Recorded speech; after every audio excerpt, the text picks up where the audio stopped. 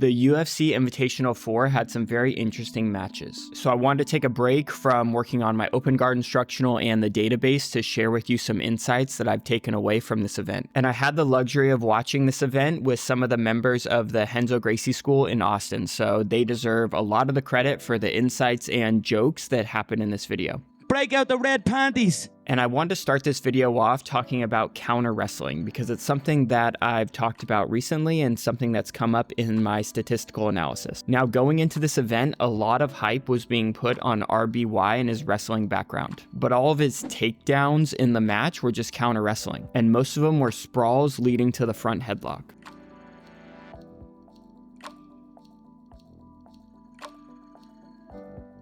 And the only one that was not a sprawl to the front headlock was in the final stages of the match, where Alex Perez tries this hip throw with his arm around RBY's neck, which can work, right? It worked great for Fionn in ADCC, but it can also be very risky. We're doing that. I was doing that a lot in camp, but I was trying not to do that grip around the head because it's so risky.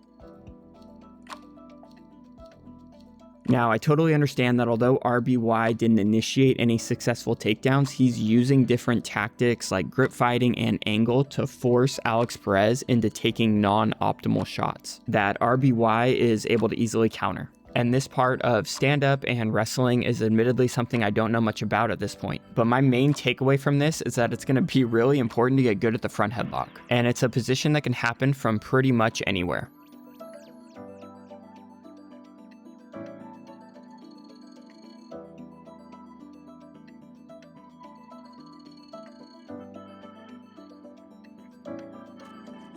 Now, from the top of the front headlock, one thing that RBY was trying to do a lot was step in between the legs of his opponent and kind of turk the leg a bit.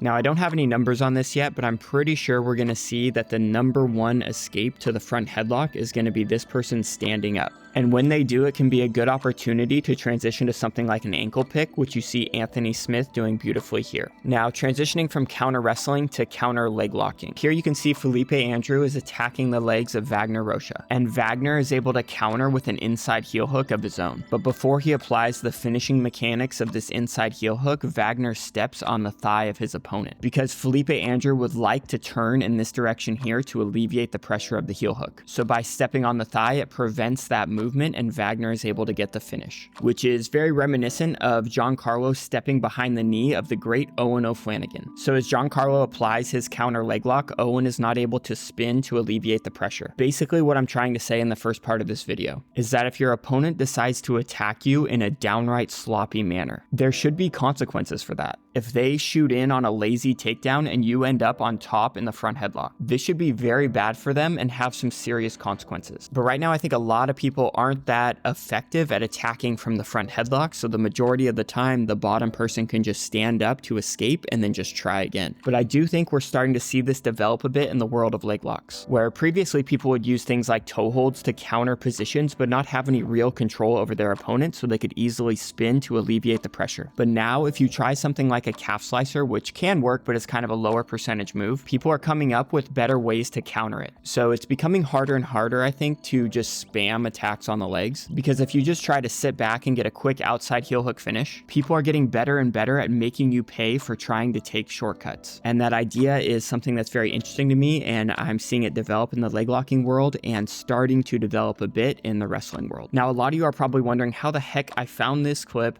that perfectly illustrates the point I'm trying to make in my video. Well, let me show you. I go to this website that I'm creating right now called the Outlier database. And in the search bar, I can look for something like takedown, defense, guillotine. And then I hit enter and it goes to find the footage where I've noted that this sequence has taken place in a match. And then I can see in this match here at 5:17, there's a standing single leg takedown attempt that is defended with a sprawl that leads to the front headlock. And then right after that at 5:19, the front headlock top player sits for an arm in guillotine and transfers to an anaconda to get the finish. So this sounds pretty much perfect for what we're talking about. So I click watch on flow and it takes me to the match. And now I just fast forward to 5:17 and I see the sequence. balance. So as you can tell, I am very excited about this tool, and I think it's just going to make my life much more organized and do what any good piece of technology does and allow both myself and all of you to do better work faster. And my developer and I are hoping to launch what we're calling version 1.0 of this tool, hopefully late July, early August. And if this interests you, be sure to let me know in the link down below and I'll shoot you an email when it's available. And now let's get back to the Fight Pass Invitational 4.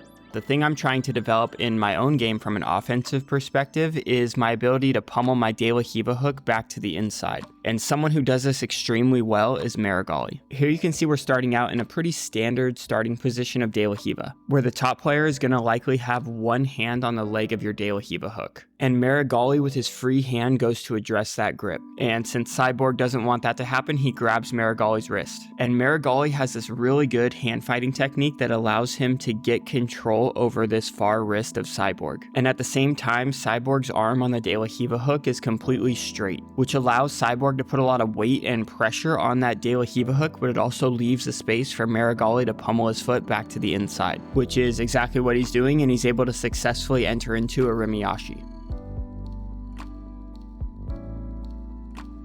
Here you can see Cyborg's arm is much more bent on that De La Riva hook, and Meregali is already working to get that grip on the far wrist of Cyborg. But then Cyborg is going to straighten his front leg and his front arm to pop out that De La Riva hook of Meregali. And Meregali uses it as an opportunity to pummel his De La Riva hook back to the inside. So a lot of it just comes down to the ability of the bottom person to make space for their foot to come back inside. And another way this can happen is instead of putting his hand on the De La Riva hook of Meregali, Cyborg this time elects to grab the wrist of Meregali. So he says, cool, I'm just going to make a little space for my De La Riva hook to come back inside.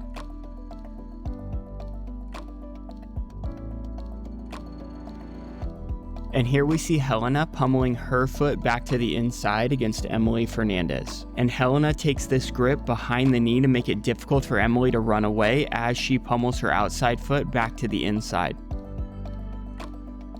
It's a very similar grip to the way Craig Jones likes to enter K-guard. And we can see the sequence that I'm looking for happened at 4:50 into the match, where Craig takes this initial grip with his right hand behind the knee of his opponent to make it difficult for them to run away while he switches his grip with his left hand. And Helena uses that same grip to create that initial stickiness while she pummels from a De La Riva type situation into an irimi ashi. And if you're like, dude, I don't know what irimi ashi is, it's called single leg X. You can go ahead and search De La Riva to single leg X, but it's going to show you the results in terms of irimi ashi, so if you don't know Japanese, it's time to learn. You're gonna learn today. And you can see this Craig Jones versus Meregali match is the first one that pops up because, again, Meregali is really good at this and does it a lot. But another person who is really good at this is Jeremy Skinner. You can see here that Jeremy is trying to off-balance AJ down to his hip, but AJ is doing a really good job of keeping his balance. But as he's keeping his balance, he's forced to let go of that De La Riva hook with his right hand. So now Jeremy's De La Riva hook is free, so he says cool and sits up and pummels his foot back to the inside into this shin-on-shin position. Here we see the same thing with AJ's hand initially on the De La Riva hook of Jeremy. And as he starts to get off balance, AJ has to let go of that De La Riva hook and put his hand on the mat. And once that De La Riva hook is free to move, Jeremy pummels it back to the inside.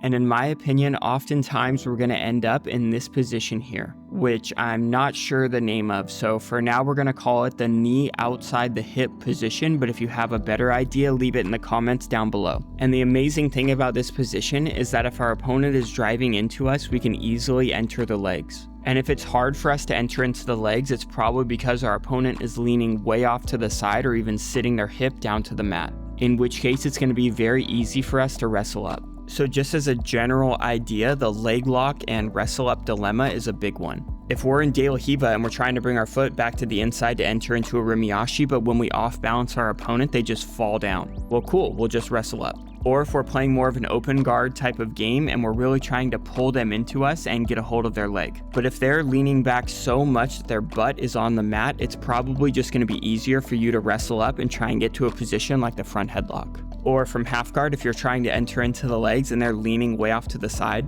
just wrestle up and then you can go back into the legs later if you want to. Whoa, dude, he hit him with a dog bar. So if we search for the knee outside the hip position, you can see we have Jeremy here, we have Owen here, but we also have Luke Griffith occurring twice down here. And if we hop into his match with Renee, you can see that Luke gets to the knee outside the hip position and then uses it to wrestle up. And in another match, Luke again gets to the knee outside the hip position, and then sits back to butterfly ashi to get the straight ankle lock finish. And I think this is starting to become a thing at Team New Wave because we can see Dan here entering into the legs, and immediately his left foot is working to pummel in as that butterfly hook. And Helena has been able to use it very effectively as well in the ADCC Opens.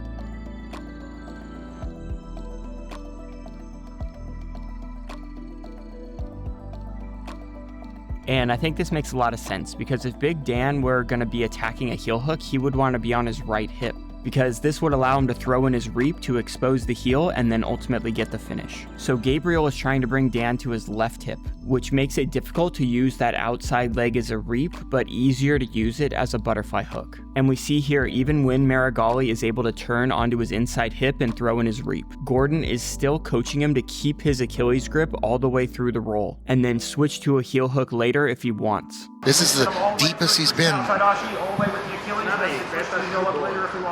And the idea is that it's going to be much safer to keep an Achilles grip, because as we roll and we're belly down, our opponent is going to try and use that as an opportunity to free their knee. Now, if we still have control over their leg through an Achilles grip, it's no big deal, and we can just follow them through on the roll. But as soon as we let go of that Achilles grip to start digging for a heel hook, we're taking a bit of a risk, because if our opponent is able to free their knee, they've successfully escaped the position and now they have a lot of back exposure. So I think we're starting to see more and more people keep that Achilles grip as they roll. The Achilles grip can also be a great way to re-enter the legs. And we see Gordon here taking an Achilles grip and doing what's called climbing the leg to recapture his opponent's knee. He then transitions to an outside heel hook, and as Gordon is belly down, that is when Yuri is able to free his knee and then start attacking the back. So here we see Jeremy from De La Riva with a beautiful off balance towards the hip, and he uses it as an opportunity to bring his De La Riva hook back to the inside and get to the knee outside the hip position. But he's kind of caught in limbo right here because he's trying to spin all the way around the leg and enter into cross ashi. But AJ is doing a good job of keeping his knee down towards the mat. So now Jeremy can't use this leg as a frame to prevent AJ from climbing up towards his back. But he still has this Achilles grip, which is saving him momentarily. And then he tries to go for kind of like a Hail Mary outside heel hook, which I don't think he really expected to work. And then immediately just starts to get his shoulders to the mat to prevent the back take. So basically, I think this knee outside the hip position is one of the best ways that you can play the leg lock wrestle up dilemma. But there is going to be a bit of back exposure we need to be aware of if we're not able to use our leg as a frame. But in my opinion, it's a position worth studying and one that I see the best people in the world using quite a bit. Now in no-gi, De La Riva was kind of getting a bad rap for a bit because the top player was doing this Kani Basami backstep into cross ashi. So as the bottom player playing De La Riva, we need to be aware of this backstep. But we also need to be aware that as we defend this backstep, our opponent can enter our secondary leg, so we need to be ready to defend that as well.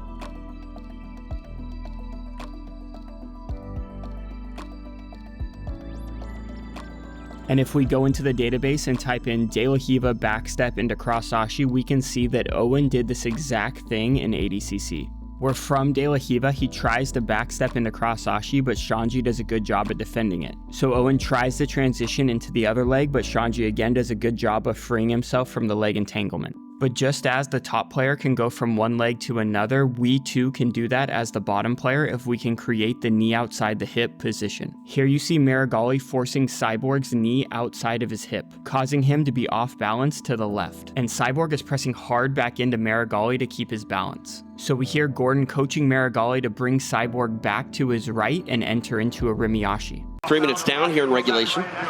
He's getting coached up by Sons of Anarchy star. So let's see if we can find an example of the knee outside the hip leading to a rimiashi. And it looks like the ADCC match between Yuri and Meregali had a sequence that went from the knee outside the hip position to a rimiashi. But if we take a look at this sequence, he didn't really bring Yuri back to the right to enter into a rimiashi, so that's not really what we're looking for here. So if we keep looking, we can see this match between Ortiz and Kim that again has a sequence from the knee outside the hip to a rimiashi. And this time you can see the bottom player from the knee outside the hip position is struggling to off-balance his opponent down to a hip. So he brings the top player back to the other side and enters into a rimiashi. And he's on his outside hip, so instead of using his outside leg as a reap, he pummels it in as a butterfly hook and enters into butterfly ashi. So I think this is what Gordon was coaching Meregali to do. But Meregali wanted the highlight reel, and he tries to invert underneath and then backstep into cross ashi on the far leg. But Cyborg is able to slip out and escape.